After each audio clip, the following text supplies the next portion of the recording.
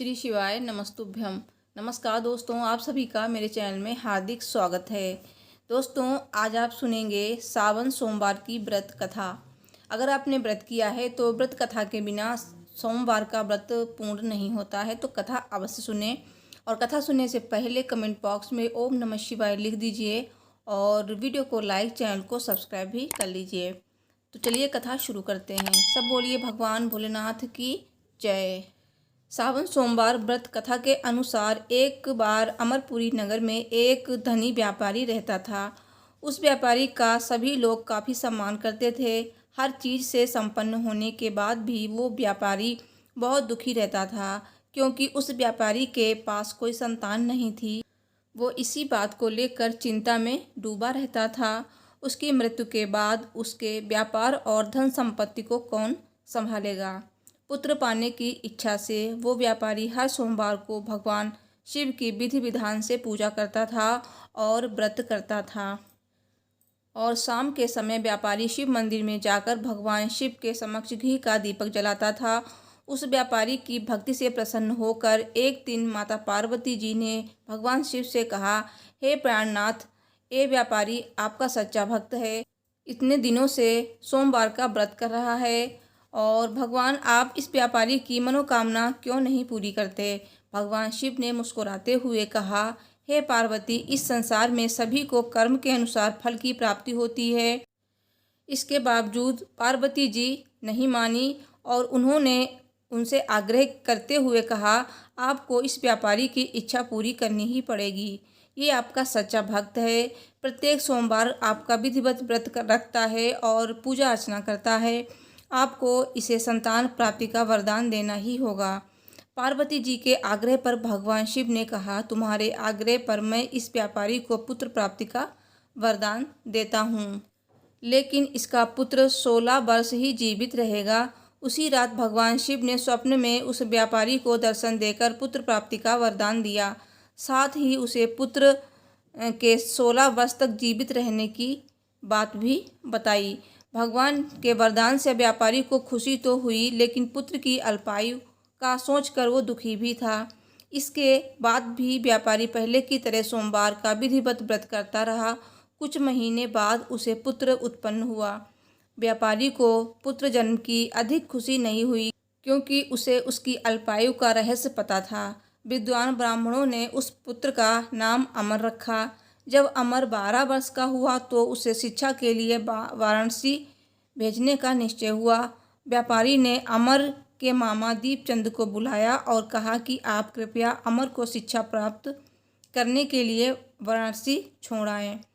अमर अपने मामा के साथ निकल पड़ा। रास्ते में वो लोग जहाँ जहाँ विश्राम के लिए ठहरते, वहाँ वहाँ यज्ञ करते और ब्राह्मणों को भोजन कराते जाते। इस तरह से यात्रा करते हुए अमर और दीपचंद एक नगर में पहुँचे। उस नगर में राजा की कन्या का विवाह था, जिसके लिए पूरा नगर सजाया गया था। कुछ ही समय में वहाँ बारात आ गई, लेकिन वर का पिता अपने बेटे के एक आँख से काने होने की वजह से दुखी था। उसे डर था कि राजा को इस बात का पता चलने पर कहीं वो विवाह से इनकार न कर दें। वर के पिता की नज़र जैसे ही अमर पर पड़ी तो उसके मस्तिष्क में एक विचार आया। उसने सोचा कि क्यों न इस लड़के को दूल्हा बनाकर राजकुमारी से विवाह करा दूं।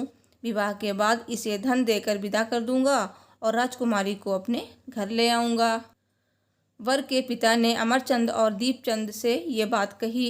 दीपचंद ने धन मिलने के लालच में बात स्वीकार कर ली। अमर को दूल्हे के वस्त्र पहनाकर राजकुमारी चंद्रिका से विवाह करा दिया गया। अमर जब घर लौट रहा था तो उसने राजकुमारी की ओढ़नी पर लिख दिया, राजकुमारी चंद्रिका, तुम्हारा विवाह तो मेरे साथ हुआ था। मैं वाराणसी शिक्षा प्राप्त करने जा रहा हूँ। तुम्हें जिस नवयुवक की पत्नी बना रहे हैं वो एक आँख से काना है। जब राजकुमारी को ये बात पता चली तो उसने काने लड़के के साथ जाने से इनकार कर दिया। राजा ने अपनी पुत्री नहीं दी। उधर अमर अपने मामा दीपचंद के साथ वाराणसी पहुंच गया। अमर ने गुरुकुल में पढ़ना शुरू कर दिया। जब अमर 16 वर्ष का हुआ तो उसने एक यज्ञ किया। यज्ञ की समाप्ति पर ब्राह्मणों को भोजन कराया और उन्हें दान दक्षिणा दी।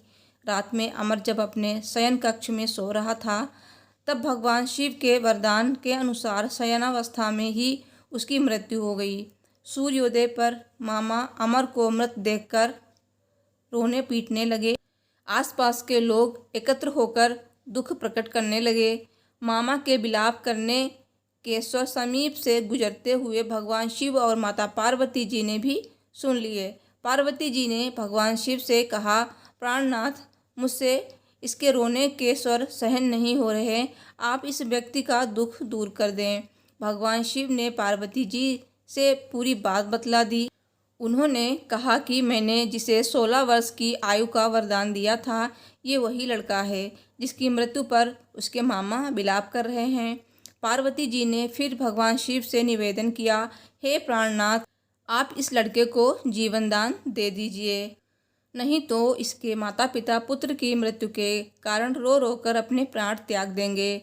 इस लड़के का पिता तो आपके परम भक्त हैं, वर्षों से सोमवार का व्रत कर रहे हैं। पार्वती जी के आग्रह करने पर भगवान शिव ने उस लड़के को जीवन दान दे दिया और कुछ ही पल में वो जीवित हो उठा। शिक्षा समाप्त करके अमर मामा के साथ अपने नगर वापस चल दिया। दोनों चलते हुए उसी नगर में पहुँचे जहाँ अमर का विवाह हुआ था। उस नगर में भी अमर ने यज्ञ कराया। नगर के राजा ने जब यज्ञ का आयोजन देखा तो उन्होंने अमर को तुरंत पहचान लिया। यज्ञ समाप्त होने पर राजा अमर और उसके मामा को महल ले गए और उन्हें महल में रखकर बहुत सा धन वस्त्र देकर राजकुमारी को उनके साथ विदा कर दिया। दीपचंद ने नगर में पहुंचते ही एक दूत द्वारा अमर के माता पिता के पास अपने आगमन की सूचना भिजवाई। अपने बेटे अमर को जीवित लौटने की सूचना से व्यापारी बहुत प्रसन्न हुआ। व्यापारी और उसकी पत्नी एक कमरे में बंद थे। भूखे प्यासे रहकर वो दोनों अपने बेटे की प्रतीक्षा कर रहे थे। उन्होंने प्रतिज्ञा कर रखी थी कि यदि उन्हें अपने बेटे की मृत्यु का समाचार मिला तो दोनों प्राण त्याग देंगे। व्यापारी अपनी पत्नी और मित्रों के साथ नगर के द्वार पर पहुंचा। बेटे की शादी का समाचार सुनकर उन्होंने धूमधाम से अपने बेटे और अपनी पुत्रवधू राजकुमारी चंद्रिका का स्वागत किया। उसी रात भगवान शिव ने व्यापारी के सपने में आकर कहा, हे श्रेष्ठी, मैं तेरे सोमवार के व्रत करने और व्रत कथा सुनने से प्रसन्न हूँ, इसीलिए तेरे पुत्र को लंबी आयु प्रदान की है।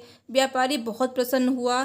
शास्त्रों में लिखा है कि जो स्त्री पुरुष सोमवार का विधिवत व्रत करते हैं और व्रत कथा सुनते हैं, उनकी सभी इच्छाएं पूरी हो जाती हैं। सब बोलिए भगवान भोलेनाथ की जय, माता पार्वती जी की जय। दोस्तों, सावन सोमवार की सरल पूजा विधि की वीडियो आपको मेरे चैनल पर मिल जाएगी। सावन सोमवार पूजा सामग्री और पीरियड में सावन सोमवार का व्रत कैसे करें, तो बहुत सारी वीडियो आपको मेरे चैनल पर मिलेंगी सावन मास की।